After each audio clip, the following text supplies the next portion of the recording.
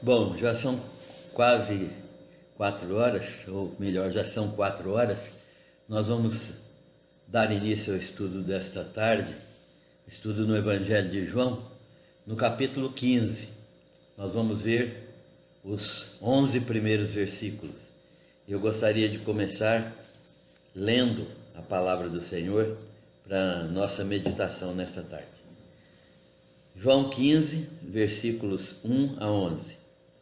Eu sou a videira verdadeira, e meu Pai é o agricultor. Todo ramo que estando em mim não der fruto, ele o corta, e todo o que dá fruto, limpa, para que produza mais fruto ainda. Vós já estáis limpos pela palavra que vos tenho falado. Permanecei em mim, e eu permanecerei em vós. Como não pode o ramo produzir fruto de si mesmo, se não permanecer na videira, assim nem vós o podeis dar, se não permanecerdes em mim. Eu sou a videira, vós os ramos. Quem permanece em mim e eu nele, esse dá muito fruto, porque sem mim nada podeis fazer. Se alguém não permanecer em mim, será lançado fora, à semelhança do ramo, e secará, e o apanham, lançam no fogo e o queimam. Se permanecerdes em mim, e as minhas palavras permanecerem em vós, pedireis o que quiserdes e vos será feito. Nisto é glorificado meu Pai, em que deis muito fruto, e assim vos tornareis meus discípulos. Como o Pai me amou, também eu vos amei. Permanecei no meu amor. Se guardardes os meus mandamentos, permanecereis no meu amor. Assim como também eu tenho guardado os mandamentos de meu Pai, e no seu amor permaneço. Tenho-vos dito estas coisas, para que o meu gozo esteja em vós, e o vosso gozo seja completo. Amém. Nós vamos orar ao Senhor, pedindo a sua direção para o nosso estudo nesta tarde. Pai, nós te agradecemos, porque Tu és o nosso Deus, e nós reconhecemos que o Senhor é Deus verdadeiro, Senhor dos céus e da terra, Criador de todas as coisas, Criador e sustentador da nossa própria vida. Nós te adoramos como único Deus verdadeiro, e nós queremos ouvir a Tua voz nesta tarde, Tua palavra lida, Tua palavra explanada. Nós te pedimos que o Senhor fale ao nosso coração por meio do Teu Santo Espírito, revelando-nos a nós, Senhor, a Tua vontade perfeita, a disposição do nosso coração em relação à Tua palavra e colocando no nosso coração também a disposição verdadeira de servir ao Senhor e amar ao Senhor e amar uns aos outros. Louvamos o Teu nome por todas as pessoas com quem estamos compartilhando a Tua palavra. Pedimos a Tua bênção, a Tua direção para a vida de cada uma delas. Oramos estas bênçãos pedindo em nome do Senhor Jesus. Amém. Então, irmãos, nós estamos diante de um texto do Evangelho de João, esse Evangelho que nós já estamos estudando há longo tempo e que fala diretamente ao nosso coração. Como é bom ter esse Evangelho, o Evangelho do Filho de Deus, o Evangelho que demonstra que Jesus Cristo veio em carne e que Ele se encarnou de uma forma verdadeira em Jesus de Nazaré, e Jesus de Nazaré se tornou, portanto, um homem-Deus, homem perfeito e Deus perfeito, pelo qual vem a nossa salvação. Nós temos que louvar a Deus pela infinita sabedoria dele, por esse misterioso processo pelo qual Jesus Cristo se encarnou e se transformou no nosso Redentor e no nosso Salvador. Neste texto que nós estamos estudando agora, iniciando o estudo agora, nós vamos ver a relação de Jesus Cristo com seus discípulos. Jesus é a vida dos seus discípulos, não há vida espiritual fora de Jesus. Não há vida nem física fora de Jesus, porque Jesus é a vida. Nele nós fomos criados, por Ele nós fomos criados, todas as coisas foram feitas por Ele, sem Ele nada do que foi feito se fez, já é o que o apóstolo João diz no início do seu Evangelho. Portanto, nós somos devedores a Deus, inclusive da nossa vida física, porque a nossa vida física também é obra do Senhor Jesus. Nós temos que aprender a louvar o Senhor Jesus por todas as bênçãos. E há um ensino vivo neste texto, em que Jesus está se comparando à videira. É uma figura bastante conhecida dos judeus. A videira, né, nós conhecemos como parreiras, né, como a árvorezinha que dá uvas. Jesus está se comparando com essa videira, uma figura bastante conhecida dos judeus e que contrapõe o ensino dos judeus que viam Israel como videira. Os judeus enxergavam Israel como videira, enxergavam Israel como aquela árvorezinha que dá muito fruto, dá uvas, né? E esse texto nos mostra que Jesus está dizendo que a videira verdadeira é Ele.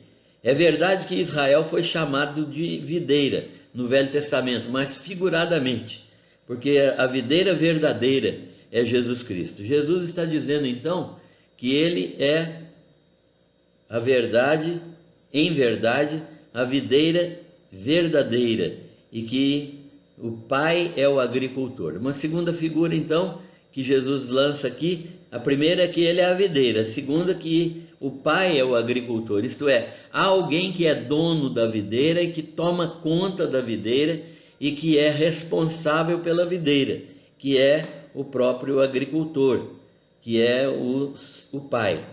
E o agricultor cuida da videira, cuida da videira. Como que Deus cuida da videira? Como que o agricultor cuida da videira? O texto nos mostra que ele analisa ramo por ramo, visando a frutificação. Como é importante analisarmos isso, que Jesus afirma ser a videira e o agricultor é o Pai, que está tomando conta da videira, e representa também que todo ramo que está na videira e que não frutifica, ele vai tratar esse ramo, ele vai cuidar desse ramo para que ele frutifique ainda mais. Ele analisa ramo por ramo, visando a frutificação. A finalidade da existência do ramo é a frutificação, ou seja, nenhum ramo é implantado na videira ou nenhum ramo nasce na videira que não seja para frutificação. Aqui cabe já uma reflexão. Será que nós, enquanto ramos da videira verdadeira, estamos frutificando? Porque o objetivo do ramo, o objetivo estabelecido para o ramo é a frutificação. É a frutificação que deve ser realizada, deve ser feita em contato direto com a videira. Todos os que estão em contato direto com a videira devem frutificar, frutificar como a vida de Jesus frutificava. Então, o texto nos ensina que a finalidade da existência dos ramos é a frutificação. E nós estamos desejosos de ver a frutificação na nossa própria vida e na vida dos irmãos. Nenhum agricultor vai cuidar de um ramo que não frutifica. Ele está apenas gastando energia à toa. Quando um ramo está ligado à videira e ele não frutifica, o agricultor vem e o corta. Por quê? Porque ele não está frutificando, ele está gastando energia à toa, sem nenhum objetivo. Ele não está dando frutos. Então, Jesus está comparando a nossa vida, a vida dos discípulos, para quem ele está falando, né? Que ele está falando aqui para os discípulos. É claro que ele não está falando diretamente a nós, ele está falando aos discípulos. Mas essa palavra ficou escrita para nós, então ela vale também para nós, apesar de não ser a palavra original. A palavra original foi dada aos discípulos, mas serve para nós. A aplicação dessa palavra hoje pelo Espírito Santo é para nós. Então, Jesus está desejoso de que os seus discípulos frutifiquem. Ele quer que eles frutifiquem, porque foi para isso que eles foram implantados na videira. Cada ramo deve frutificar, cada ramo deve dar frutos para a glória de Deus. Então, Jesus está ensinando os seus discípulos que eles devem frutificar. Assim eram os judeus. A nação foi criada para frutificar, para frutificação, e ela não estava dando mais frutos. A nação que foi criada para a frutificação parou de frutificar. Foi por isso que Jesus está comparando a videira com a nação de Israel, porque naquele tempo, naquele momento, os judeus não estavam frutificando, a nação de Israel não estava dando frutos. E é por isso que Jesus está falando essa parábola. Ele está contrapondo, não é uma parábola, né? Ele está dando este ensino, e está contrapondo a posição dos judeus, a posição dos fariseus, dos sacerdotes, dos escribas, que pararam de frutificar. Jesus então está demonstrando que eles não são ramos da videira. Ramos da videira frutificam, ao passo que os judeus não estavam frutificando. Então, a nação que fora criada para frutificação, para resplandecer no meio das outras nações a luz de Deus, ela parou de frutificar. Mas um segundo aspecto da vida do pai, o primeiro é que o pai cuida da videira, analisando cada ramo separadamente. Mas segundo, ele também cuida dos ramos daqueles que estão na videira, de modo que eles sejam cada dia mais limpos. Este aspecto aqui da limpeza do ramo, né, que Jesus está exemplificando neste ensino, é um aspecto interessante, porque mostra que o agricultor, do mesmo modo que o agricultor cuida dos ramos, limpando os ramos para eles frutificarem cada dia mais, o Pai Celestial cuida dos ramos, que são os discípulos, para que eles, estando na videira, frutifiquem cada vez mais. Esse é um processo que nós chamamos de santificação. O processo de santificação é o processo pelo qual Deus cuida de nós, livrando-nos dos pecados, livrando-nos das cargas deste mundo, livrando-nos dos maus pensamentos, das más ideias, livrando-nos dos vícios, para que nós frutifiquemos cada vez mais. Jesus então está dizendo que o Pai cuida dos ramos, daqueles que estão na videira, para produzir santificação. E os que aparentam estar na videira, Deus conhece e corta. É interessante esse aspecto, né? Aqueles que aparentam estar na videira, mais cedo ou mais tarde Deus vai visitá-los, e se eles não estiverem frutificando, como a maioria não frutifica, então eles serão cortados. Todo ramo que não dá fruto, segundo Jesus ensinou, todo ramo que não dá fruto é cortado, né? É cortado da videira. E aquele que não permanece em Jesus é cortado da videira. O agricultor, o dono da videira, promove esta poda, né? Nós chamamos isso de podar. Tirar aquele galho que não produz, que atrapalha os outros, que gasta a energia da videira à toa. Então, os que aparentam estar na videira, Deus os conhece e corta. E isso é uma ação de juízo. Esta ação judicial de Deus que limpa a videira daqueles galhos que não são produtivos.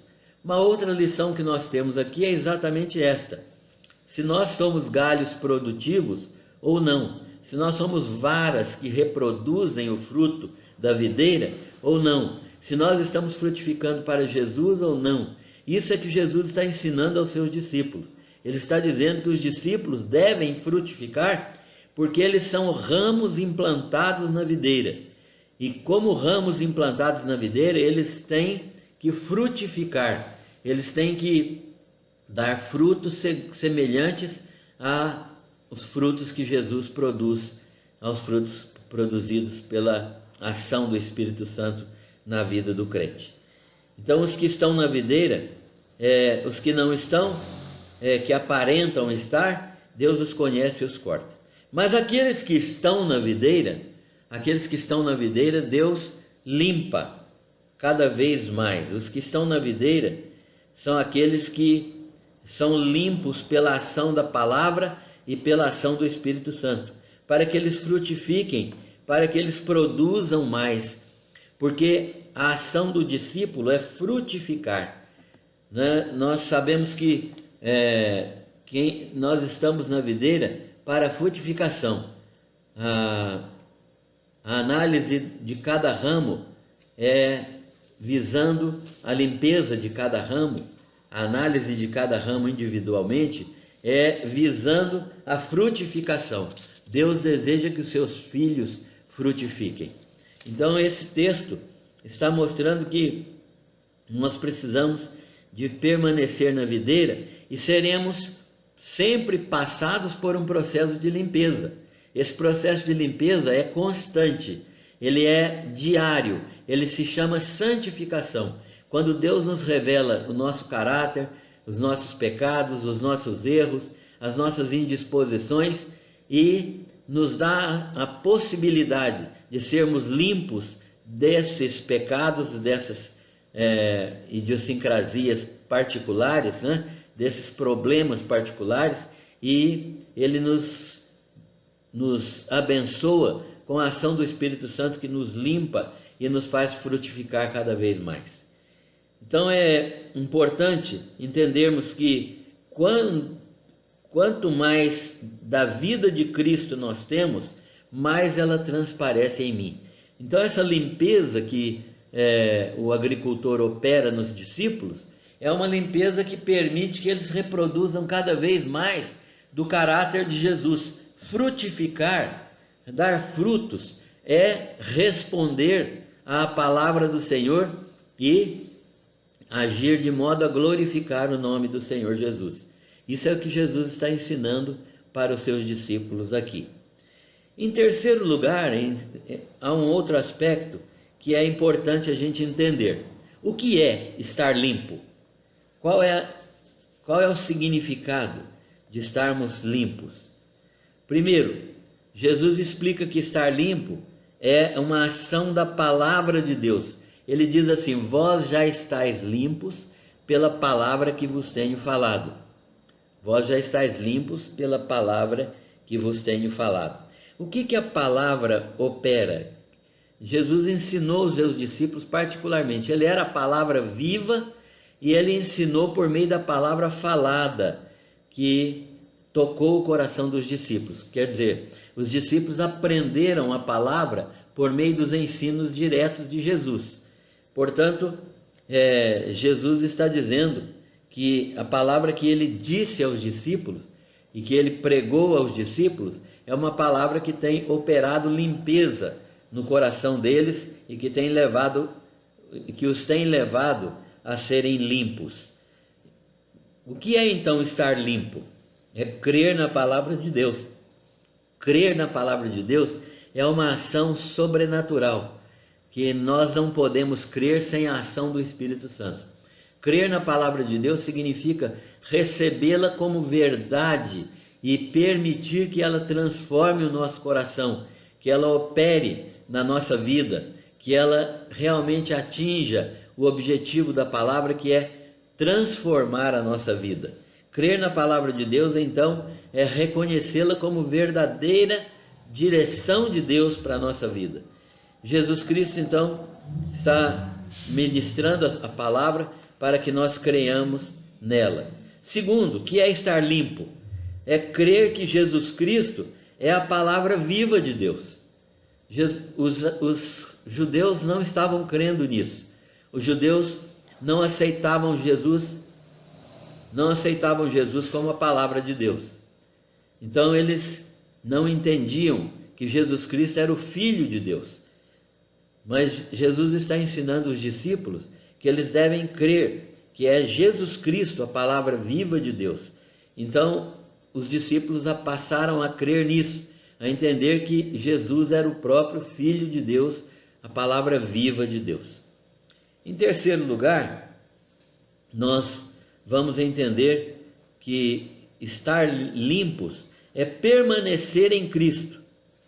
Ele permanecerá em seus discípulos enquanto os seus discípulos permanecem nele. Jesus está ensinando que permanecei em mim e eu permanecerei em vós.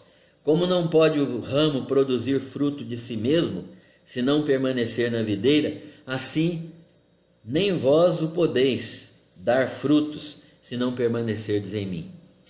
Jesus está então dizendo que permanecer em Cristo é estar limpo. Ele permanecerá em seus discípulos na medida que os seus discípulos permanecerem nele. O que é permanecer em Cristo? Permanecer em Cristo é uma relação de vida. Permanecer em Cristo é continuar permanentemente crendo nele e obedecendo a sua palavra. Permanecer em Cristo é crer em Cristo e obedecer a sua palavra. Quem crê em Cristo obedece a sua palavra. Quem não obedece a sua palavra é porque não crê em Cristo. Porque não é possível separar o crer do obedecer. É necessário crer e obedecer, porque os dois são consequência um do outro, né? Quem obedece, crê. Quem crê, obedece. Porque é assim que Deus estabeleceu, foi assim que Deus estabeleceu esta relação entre o crer e obedecer. De modo que crer em Jesus Cristo é confiar na sua palavra como palavra de Deus e obedecer essa palavra como palavra de Deus. Isso é que é necessário na vida cristã. E quarto lugar, estar limpo significa uma relação videira-ramo. Que relação que é essa, videira-ramo? O ramo não pode frutificar sozinho. Se ele não estiver ligado à videira, ele não frutifica. Qualquer um de nós sabe que se cortarmos um ramo, mesmo deixando ele encostado na videira, ele vai secar, porque ele perdeu o vínculo de receber a seiva, a nutrição da videira. Assim também nós perdemos o vínculo e perdemos a capacidade de nutrição, porque a capacidade de nutrição não é nossa, a capacidade de nutrição não é do discípulo, a capacidade de nutrição é da videira verdadeira, que é Jesus. É Ele que nos nutre, não somos nós que nos nutrimos. Nós lemos a palavra, mas quem nos nutre com a palavra é o Senhor Jesus. Nós estudamos a palavra, mas é Deus quem fala ao nosso coração por meio do Espírito Santo.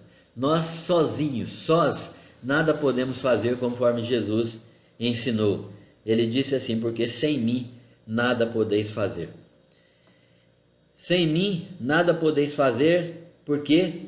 Porque todas estas ações são espirituais e sem Jesus nós não temos condições de fazer nenhuma ação espiritual. Sem mim nada podeis fazer. Então, isso demonstra que eu não tenho poder para reproduzir a vida de Cristo. Os discípulos não tinham poder para reproduzir a vida de Cristo. A vida de Cristo, como nós somos ramos da videira, nós precisamos estar ligados ao tronco. Como ramos da videira, nós dependemos do tronco. Não há vida no ramo, há vida no tronco. Se o ramo não estiver ligado ao tronco, ele não pode ser frutífero, ele não pode ter vida própria se ele não estiver ligado no tronco. Todos nós sabemos disso. O cristianismo não é viver a própria vida para Cristo. Muitas vezes nós encontramos essas definições. O cristianismo é viver a vida para Cristo. Não. O cristianismo não é viver a vida para Cristo, mas cristianismo é renunciar à própria vida para que Cristo, a vida de Cristo, flua no nosso viver, sem nenhum esforço, sem nenhum sacrifício para produzir santidade. Ou seja, não somos nós que produzimos vida santa, Não somos nós que produzimos santidade. É Deus quem opera isso por meio do Espírito Santo em nós. Nós precisamos apenas renunciar à nossa própria vida. Não somos nós que produzimos bondade, é Deus quem produz bondade em nós. Não somos nós quem produzimos misericórdia, é Deus quem produz misericórdia em nós. Não somos nós quem produzimos amor, Deus é a fonte do amor. E é Ele quem coloca amor no nosso coração. É Ele que planta amor no nosso coração. Então, a frutificação é um ato divino. E por isso o cristianismo não é viver para Cristo na nossa própria força. Nós fazendo esforço para produzir vida nova, para fazer aquilo que é agradável a Deus. Não. É Ele mesmo quem opera todas essas coisas.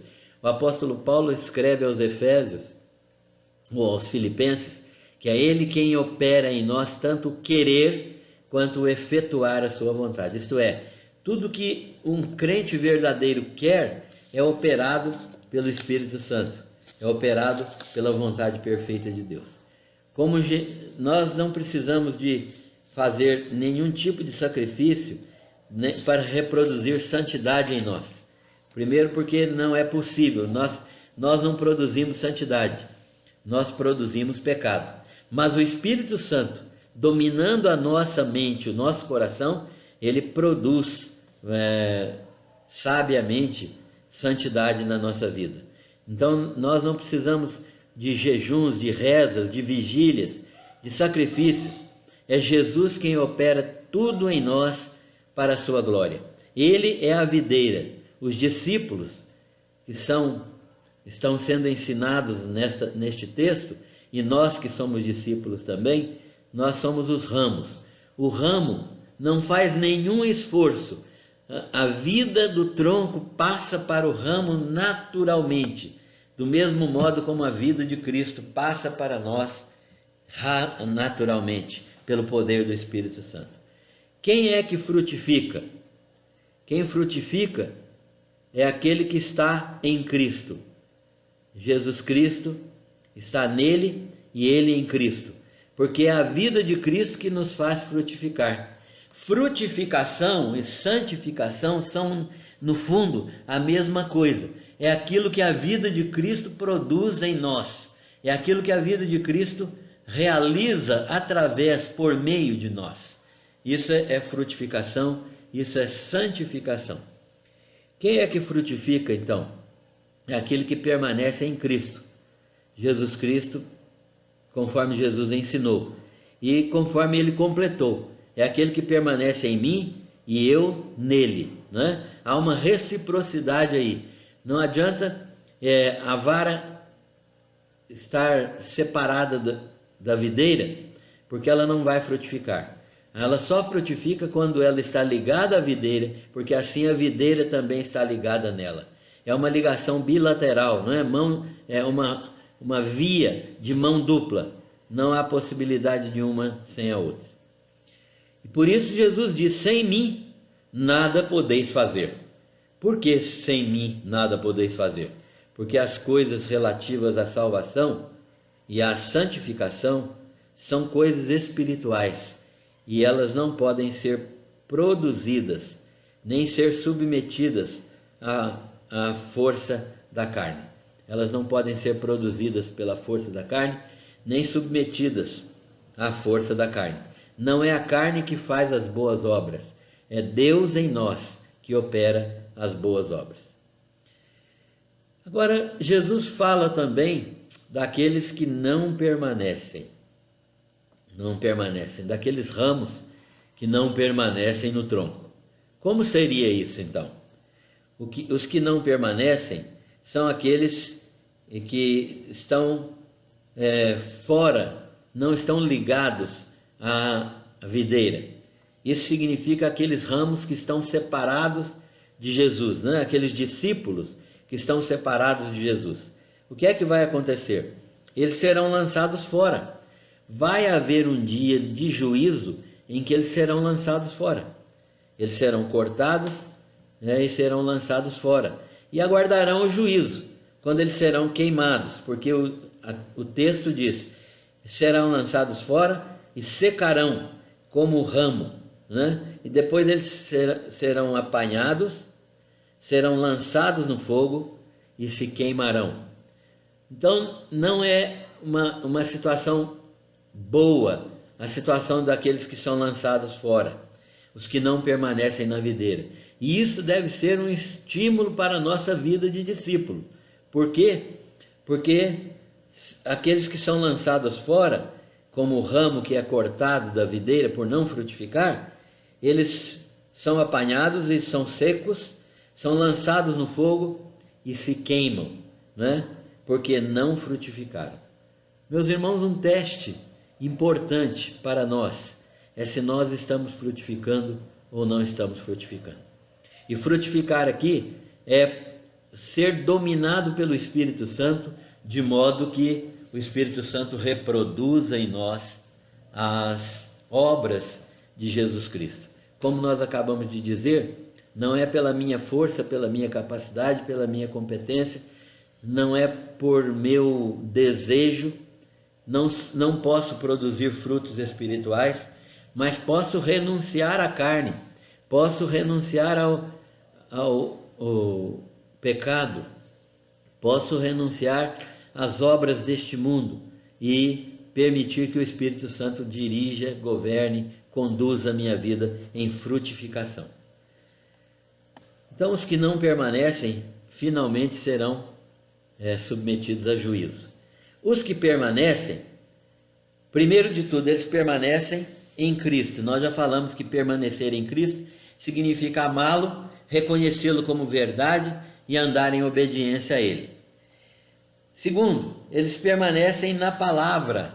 A palavra é o alimento básico, o adubo espiritual das videiras. A palavra do Senhor, a palavra de Cristo, esta palavra que nós estamos estudando agora, a Bíblia Sagrada. Permanecer em Cristo significa então andar em obediência a essa palavra. Permanecer na palavra significa praticar essa palavra, como Tiago nos ensina, não somente ouvintes, mas praticantes dessa palavra. E a condição básica de resposta à oração é a permanência na palavra. Jesus diz assim: se permanecerdes em mim e as minhas palavras permanecerem em vós, pedireis o que quiserdes e vos será feito. A condição básica de resposta à oração é, primeiro de tudo, orar a vontade de Deus. Segundo, crer que Ele vai doar aquilo que nós estamos pedindo de acordo com a sua vontade. E terceiro, estar permanecendo na palavra. E se a palavra estiver permanecendo em nós, né? Ou nos discípulos. A permanência na palavra, isso então é uma condição de resposta às orações. O texto diz assim: se guardardes, se permanecerdes em mim e as minhas palavras permanecerem em vós, pedireis o que quiserdes e vos será feito. Pedireis o que quiserdes aqui não é pedir de acordo com a minha vontade, mas pedir de acordo com a vontade de Deus. Pedir de acordo com aquilo que o Senhor mesmo orienta a nossa oração. Então, na verdade, a frutificação é uma resposta às orações. Quando eu oro de acordo com a vontade de Deus, eu oro e Deus me responde do modo como eu orei, porque eu orei a vontade de Deus. E a vontade de Deus então me permite frutificar. A frutificação é uma resposta de Deus às nossas orações. E aqui cabe outra advertência. O que é que nós temos orado? O que é que sai da nossa boca em oração? Nós precisamos aprender a orar de acordo com a vontade de Deus. Porque se orarmos de acordo com a vontade de Deus, as suas respostas serão respostas que fazem os discípulos frutificarem. Então, a nossa vida será uma vida que glorifica a Deus quando nós oramos de acordo com a vontade de Deus. E a nossa vida será frutífera. Ou seja, nós estaremos sendo usados poderosamente pelo Espírito Santo. O discípulo é aquele que frutifica, é aquele que vive para Jesus, é aquele que vive em Jesus e é aquele no qual Jesus Cristo vive também. Olha que coisa maravilhosa, que coisa interessante. Discípulo é aquele que frutifica e aquele no qual Jesus Cristo vive, né, por meio da ação do Espírito Santo. O crente é aquele que frutifica, e aquele que frutifica é aquele em quem Jesus Cristo vive, pela presença constante, santificadora do Espírito Santo. Ser discípulo não é andar atrás de Jesus, como a multidão andava. Ser discípulo não é andar atrás de Jesus. A multidão andava e não tinha discípulos na multidão. Não é também cantar louvores a Deus. O povo andou cantando louvores a Deus na entrada triunfal de Jerusalém. Cantava louvores e gritava: Hosana, bendito o que vem em nome do Senhor. Mas ali também não tinha nenhum discípulo, que essa mesma multidão gritou, daí antes de completar uma semana, gritou: crucifica-o.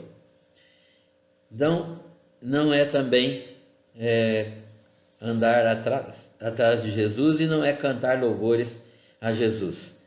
Não é também admirar Jesus pela sua capacidade, como se ele fosse como aquela mulher que disse que eram benditos os braços, melhor dizendo, benditos os seios que tinham amamentado Jesus, e Jesus disse para ela: bendito são aqueles que creem, né? Ou ainda aqueles que queriam ver milagres, como os gregos que queriam encontrar Jesus para ver os milagres, né? Aquela multidão que foi ver a ressurreição de Lázaro. Então, discípulos não são estes. Ser discípulo significa frutificar. O que nós precisamos entender que o discípulo é aquele que toma a cruz, que assume a cruz e que frutifica. Ser discípulo é frutificar. E aí é mais uma pergunta: você tem frutificado? A sua vida atesta que você é um ramo ligado à videira e que está recebendo seiva e produzindo frutos? Estão colhendo, o agricultor está colhendo uvas desta vara que somos nós, destas varas, né, que somos nós. Frutificar é importante resultado da vida do discípulo. O que glorifica o Pai? O que glorifica o Pai, na verdade, não é cantar, não é seguir, não é imitar. O que glorifica o Pai é que os discípulos frutifiquem. Jesus disse assim: nisto é glorificado meu Pai, em que deis muito fruto, assim vos tornareis meus discípulos. Olha o que Jesus está dizendo aqui: o Pai é glorificado quando nós frutificamos. Quando nós frutificamos. Há crentes que passam a vida inteira sem frutificação, só andando de casa no templo, fazendo uma oraçãozinha de vez em quando, frequentando às vezes a escola dominical, dando de vez em quando uma contribuição, mas eles não frutificam, a vida deles não muda, o relacionamento com as pessoas não muda, eles não testemunham de ninguém, para ninguém, melhor dizendo. Eles não são capazes de falar do amor de Deus para quem quer que seja. Eles não conseguem estimular uma pessoa a crer em Cristo. Eles não frutificam. Mas Deus é glorificado em que os discípulos frutifiquem. É isso que Jesus está ensinando aos 12. Aqui, na verdade, aos 11. Porque Judas já tinha saído. Jesus quer que eles glorifiquem o Pai, que eles frutifiquem. E que eles saibam que esta frutificação é tornar-se semelhante a Jesus. Jesus está dizendo: olha, enquanto vocês não frutificarem, vocês não podem ser chamados de meus discípulos. Olha aqui: nisto é glorificado meu Pai, em que deis muito fruto. E assim, quando derdes muitos frutos, vos tornareis meus discípulos. Jesus está dizendo então que para ser discípulo é preciso frutificar. Então, Jesus está ensinando os seus discípulos a frutificação, em que o Pai é glorificado, então, em que eles frutifiquem. O Pai é glorificado também em que eles percam suas vidas para que a vida de Cristo transpareça na vida deles. Perder a vida, né? Jesus disse: se alguém perder a sua vida, salvá-la-á. Mas se alguém quiser salvar a própria vida, perdê-la-á. Nossa vida é para ser perdida. A nossa vida natural, humana, a vida de credival carnal, é simplesmente para ser perdida. O destino da nossa vida é a cruz, para que a vida de Cristo se manifeste na nossa vida normal. Assim, cada dia, os discípulos vão se tornando discípulos de Jesus. Cada dia que eles entregam sua vida e manifestam a vida de Cristo, eles vão se tornando cada vez mais discípulos de Jesus. Então, Jesus está dizendo que nós só podemos ser discípulos dele se estivermos frutificando. E o discípulo verdadeiramente é aquele que toma a sua cruz e segue ao Senhor Jesus. Então, esse texto nos ensina na primeira parte, que nós já estamos acabando, a relação de Jesus Cristo com os seus discípulos. Agora nós vamos ver, no tempo que nos falta, o amor de Cristo pelos discípulos. Como que isso acontece, né? Jesus está caminhando para a morte, nesse texto que nós lemos. Caminhando para a morte. Está indo para a cruz. Esta é uma poderosa manifestação de amor. Dar a vida pelos seus discípulos, dar a vida por todos aqueles que se salvariam depois, e nós estamos incluídos nisso. Dar a vida pelos seus discípulos é uma poderosa manifestação de amor. Assim, dando a vida, Jesus manifesta o seu amor pelo Pai e por nós. Seu amor pelos discípulos é como o amor do Pai por ele. É interessante nós notarmos isso, que o amor de Jesus pelos discípulos é como o amor do Pai por Jesus. Também é igual ao amor de Jesus pelo Pai. O Pai dá ao Filho com muito sacrifício, porque ele está dando o Filho amado, e o Filho amado está obedecendo ao Pai, está demonstrando o amor que ele tem pelo Pai na obediência. Então é um amor mútuo, é um amor responsivo que nós estamos vendo aqui. O Pai ama o Filho, e mesmo com o coração sangrando, ele dá seu Filho para o mundo, porque ele ama também as suas criaturas. Mas o Filho ama o Pai também, em obediência voluntária à sua determinação de dar a vida pelo mundo. O Pai dando o Filho e o Filho obedecendo o Pai. Nós vemos então uma relação de amor maravilhosa.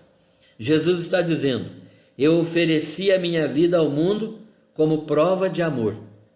Eu dei a minha vida ao mundo, né? Como o Pai me amou, também eu vos amei. Permanecei no meu amor. Jesus está dizendo então que ele ofereceu a vida dele ao mundo como prova de amor. E ele está dizendo: o mesmo amor que eu tive pelo mundo, eu quero que vocês tenham também. Permaneçam no meu amor. Não abandonem o meu amor. Sintam e recebam o meu amor. Eu dei a minha vida por vocês. Esta é uma ação de amor, uma ação da misericórdia e uma ação da graça de Deus. Deus amou o mundo de tal maneira que deu o seu Filho unigênito, para que todo aquele que nele crê não pereça, mas tenha vida eterna. Aqui estão manifestados amor, graça e misericórdia. Nós estamos vendo então a misericórdia e a graça de Deus manifestados no amor de Cristo. Permanecer no amor de Cristo é guardar, cumprir os seus mandamentos. E é interessante que os mandamentos de Jesus se resumem num só. Jesus não está falando aqui dos 10 mandamentos de Moisés. Ele está dizendo que os 10 mandamentos de Moisés são menos do que o mandamento novo que ele está dando. Porque ele está dizendo que o seu novo mandamento é um novo mandamento de amor. Os 10 mandamentos de Moisés poderiam ser guardados, como os fariseus guardavam, sem necessidade de manifestação de amor. Mas o mandamento de Jesus, o novo mandamento que ele quer que os seus discípulos guardem, é o mandamento do amor. E ele diz assim: um novo mandamento vos dou, não é? Que vos ameis uns aos outros. E ele diz então que como o Pai me amou, também eu vos amei, permanecei no meu amor. Se guardardes os meus mandamentos, permanecereis no meu amor, assim como também eu tenho guardado os mandamentos de meu Pai, e permaneço no seu amor. O meu mandamento é este, que vos ameis uns aos outros, assim como eu vos amei. Então, o mandamento de Jesus é um novo mandamento. Este mandamento engloba todos os 10 mandamentos de Moisés. Engloba todas as falas de Moisés, engloba todos os outros mandamentos que estão registrados em Deuteronômio, engloba toda a lei. Jesus perguntou ao escriba qual era o maior mandamento. O escriba perguntou a Jesus qual era o maior mandamento. Jesus respondeu: amarás o Senhor teu Deus de todo o teu coração, de toda a tua alma, de todo o teu entendimento, de todas as tuas forças. Este é o primeiro mandamento. E o segundo, semelhante a este, é o teu próximo como a ti mesmo. Então, o escriba disse para Jesus: disseste bem, mestre. Na verdade, esses 2 mandamentos são o cumprimento de toda a lei. Por isso que o novo mandamento de Jesus, que é amar-vos uns aos outros como eu vos amei, engloba todos os mandamentos da lei mosaica, né? Engloba todos. O filho é alvo do amor do Pai, assim como o Pai também é alvo do amor do Filho. Jesus, então, quer que os seus mandamentos sejam cumpridos. Agora, como cumprir os mandamentos? Como que nós podemos cumprir os mandamentos? A Bíblia ensina claramente: ao homem é impossível cumprir a lei. Não é possível a homem nenhum cumprir a lei. Por quê? Só pela coisinha simples: todos pecaram e destituídos estão da glória de Deus. Não há ninguém que faça o bem, nenhum sequer. Todos estão condenados por causa do pecado. Então, como cumprir os mandamentos se ao homem é impossível cumprir os mandamentos? Então, nós precisamos aprender algumas coisas. O primeiro aspecto é que cumprir os mandamentos de Jesus, do Pai, é como Jesus cumpriu os mandamentos dele. Como que Jesus cumpriu os mandamentos do Pai? Na qualidade de homem, né? Na qualidade de homem perfeito que Jesus foi e como que ele cumpriu os mandamentos do Pai? Primeiro, em obediência. Em obediência. Nós precisamos entender que a obediência faz parte do nosso relacionamento com o Pai. Em obediência à sua vontade. Segundo, Jesus cumpriu os mandamentos do Pai ouvindo o Pai. Jesus não ouvia mais ninguém, ele ouvia apenas o Pai. Na questão de obediência, ele só ouvia o Pai. Portanto, ele andava em obediência à vontade do Pai, porque ele ouvia o Pai. E ele mesmo disse que tudo que ele falava era o que ele tinha ouvido do Pai. Nós vimos isso aqui no Evangelho de João várias vezes já, que tudo que ele falava era em obediência ao Pai. Em obediência à vontade do Pai e ouvindo o Pai. Tudo que ele falava, ele ouvia do Pai. Ele não dizia nada de si mesmo, mas ele ouvia do Pai. Terceiro, Jesus cumpriu os mandamentos do Pai, realizando aquilo que o Pai ordenava, a sua vontade. Quarto, Jesus cumpria os mandamentos do Pai, renunciando à sua própria vontade. Jesus nunca fez a sua própria vontade neste mundo, sempre fez a vontade do Pai. E isso ele está nos ensinando aqui, ensinando os discípulos a andar em obediência à sua vontade, à vontade de Jesus, a ouvir Jesus, a realizar aquilo que Jesus ordena e a renunciar à própria vida, à própria vontade, para que a vontade de Cristo seja feita na vida dos discípulos. E permanecer no amor do Pai. Jesus permanecia nesse amor. Como é que se permanece no amor? Guardando os mandamentos. Se não guardar os mandamentos, amar ao Senhor sobre todas as coisas e ao próximo como a si mesmo, se não forem guardados esses mandamentos, não há obediência ao Pai. A Bíblia ensina, mostra aqui nesse texto que o Filho é alvo do amor do Pai. Jesus é alvo do amor de Deus. A cruz não é um abandono de Deus ao Filho, mas é manifestação do amor de Deus que estava no Filho, do amor ao Pai que estava no Filho. Ou seja, o Filho era cheio de amor porque o Pai é cheio de amor. O Filho tinha amor porque o Pai tinha e tem amor. O Filho manifestou amor porque o Pai manifestou amor ao Filho. Embora tenha levado Jesus à cruz, esse levar Jesus à cruz não é uma maldição, no sentido de abandono, mas é uma manifestação do amor de Deus para com o Filho, Jesus Cristo. Por quê? Porque Jesus mesmo desejou fazer a vontade do Pai voluntariamente. Foi Jesus que escolheu a cruz. A cruz era a vontade do Pai, mas Jesus escolheu a cruz. Foi por vontade própria que ele foi para a cruz. Ninguém o obrigou a ir para a cruz. Ele poderia ter recusado a cruz, mas por amor ao Pai, que amava também ao Filho, foi permitido que ele tomasse a decisão de ir para a cruz. Então o Filho é alvo do amor do Pai, assim como o Pai é alvo do amor do Filho. A cruz não é um abandono de Deus ao Filho, mas é manifestação do amor de Deus que está no Filho, ou seja, o Filho também está cheio de amor pelo Pai e por isso ele vai para a cruz, né? Jesus Cristo, o homem. O Filho reage ao amor do Pai, amando o Pai até a morte. Então, a relação de Deus com Jesus Cristo é uma relação recíproca de amor. Uma relação recíproca de amor. É preciso ver isso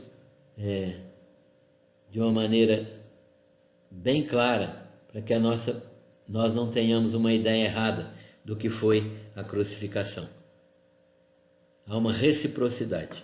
O Pai ama o Filho e, em vez de retê-lo para si, Deus podia reter o Filho para si e dizer para a humanidade: vocês se virem. Mas o Pai ama o Filho de tal modo que, em vez de retê-lo para si, oferece a ele a oportunidade de manifestar a sua expressa vontade. E Jesus expressa a sua vontade dando a sua vida em resgate do mundo pecador. O Pai ama, dando o Filho. O Filho ama, obedecendo ao Pai por escolha. Os discípulos amam, obedecendo ao Pai e ao Filho. Você está obedecendo ao Pai e ao Filho? Jesus é o seu Deus? Você realmente anda em obediência a Jesus? Nós precisamos responder essas questões diariamente. Os discípulos amam o Pai e o Filho, obedecendo ao Filho, que é Jesus Cristo, nosso Salvador. Jesus termina esse texto, nós vamos terminar esse texto, Jesus dizendo o seguinte, que ele tem um gozo muito grande. Qual é o gozo de Jesus? A alegria de Jesus? Fazer a vontade do Pai. Jesus está dizendo então que ele está fazendo a vontade do Pai e isso lhe dá muito gozo. Ele quer manifestar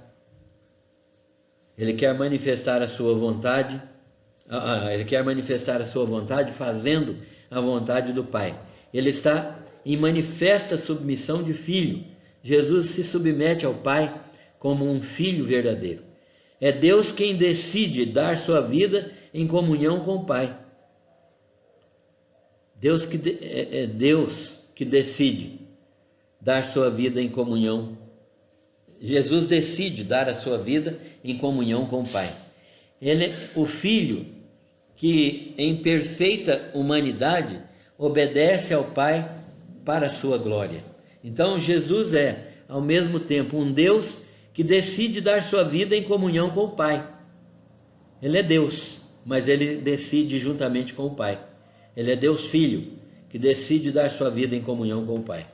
Mas ele também é filho, humanamente. em perfeita humanidade, e aí ele obedece ao Pai para a sua glória, para a glória do Senhor. Apesar do doloroso processo de morte que Jesus enfrentou, o gozo de Jesus, a alegria por cumprir o propósito do Pai, está pleno nele. Ele tem muita satisfação, muita alegria, muito gozo em cumprir a vontade do Pai, ainda que isso represente morrer na cruz do Calvário. Isto é o que Jesus quer que os discípulos tenham, gozo em andar em obediência a Jesus. Meus irmãos, é por isso que há muitas pessoas que estão sofrendo perseguição, que estão sofrendo torturas, que estão sofrendo física e moralmente por Jesus. Elas têm gozo, porque elas entendem que maior gozo é obedecer a Jesus do que fugir das responsabilidades. Mesmo perseguidos, eles têm gozo de continuar em obediência a Jesus. É por isso que nós precisamos aprender a ter gozo na vontade perfeita de Deus, na vontade perfeita de Jesus.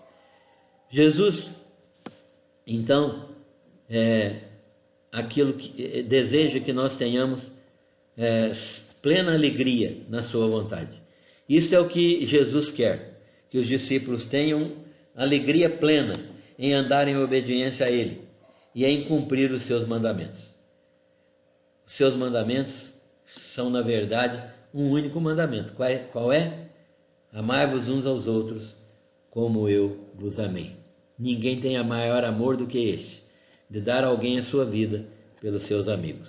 Vós sereis meus amigos se fizerdes o que eu vos mando. Em todos os aspectos, o amor está ligado à obediência. Para finalizar, nós vamos fazer algumas aplicações para a gente sair praticando isso hoje já, né? Não tem nenhum sentido estudar a palavra de Deus se não for para praticarmos aquilo que ela nos ensina. Primeira aplicação: o processo de santificação é um processo de limpeza da vara. Quando Deus vem com algum tipo de purificação na sua vida, ou lhe exige algumas atitudes, qual é a disposição do seu coração? O processo de santificação é um processo de limpeza da vara. Às vezes esse processo de limpeza pode ser um tanto doloroso. Na vida de Jesus foi a cruz, o processo pelo qual ele agradou o Pai. Na nossa vida, o processo de santificação é um processo de limpeza e pode ser doloroso. Você está disposto? Segunda aplicação: o processo de santificação representa a disciplina de Deus para seus filhos. Isto é, Deus trata seus filhos com amor e com disciplina. Disciplina nem sempre é uma disciplina indolor. Geralmente é uma disciplina dolorosa. Vem para doer ou moralmente, ou emocionalmente, ou fisicamente. Nós precisamos ter essa disposição. O processo de santificação representa a disciplina de Deus. Deus disciplina ao filho a quem ama. E nós precisamos aprender isso para não relutarmos em aceitar a disciplina de Deus, para não reclamarmos do sofrimento que vem sobre nós, para nos alegrarmos, conforme Tiago ensina, tendo grande gozo ao passar por provações. Terceira aplicação: o processo de santificação visa a frutificação. Isto é, Deus quer que nós frutifiquemos. Então, o processo de santificação visa a frutificação, a operação da vida de Cristo em nós, glorificando ao Pai e produzindo frutos. Produzindo frutos. Nós queremos aprender a produzir frutos conforme Jesus produziu. É isso o desejo dele. Conforme a vida de Paulo, de Pedro, de Tiago, de João produziram, conforme a vida de muitas pessoas hoje, que estão no mundo hoje, têm reproduzido esses frutos para a glória de Deus. Quarta aplicação: o processo de santificação é manifestação do amor do Pai ao Filho e aos filhos. Ah, meus irmãos, como é bom descobrir isso, para saber que o processo de santificação, mesmo doloroso às vezes, é uma manifestação do amor do Pai ao Filho seu, Jesus, e aos seus filhos, que somos os discípulos de Jesus. Então, quando nos lembrarmos disso, vamos lembrar que Deus está nos amando no processo de santificação. E a última aplicação, o gozo do Filho, o gozo de Jesus, é ver o processo santificador realizado nos seus discípulos. Jesus tem pleno prazer, plena alegria em ver o processo santificador realizado nos seus filhos. Por quê? Porque ele vai ver a frutificação. Ele vai poder realizar obras na vida desse filho. E por meio desse filho, ele vai realizar muitas obras pelas quais o seu nome será glorificado. Então, que Deus nos abençoe para que entendamos todas essas aplicações. Processo de santificação é limpeza da vara. Processo de santificação representa a disciplina de Deus para seus filhos. O processo de santificação visa a frutificação, a operação da vida de Cristo em nós, produzindo frutos. E o processo de santificação é manifestação do amor do Pai aos seus filhos. E o gozo do Filho é ver o processo de santificação realizado nos seus discípulos para que eles frutifiquem e as obras de Cristo sejam realizadas por meio de seus filhos. Que Deus abençoe cada um de nós que estamos participando e que cada um de nós possa ter aprendido qual a relação de Jesus com os seus discípulos e qual é a manifestação do amor, como se dá a manifestação do amor de Cristo para com seus discípulos. Deus abençoe a todos e até a semana que vem, se Deus permitir. Agora nós vamos poder compartilhar e responder as questões que forem levantadas.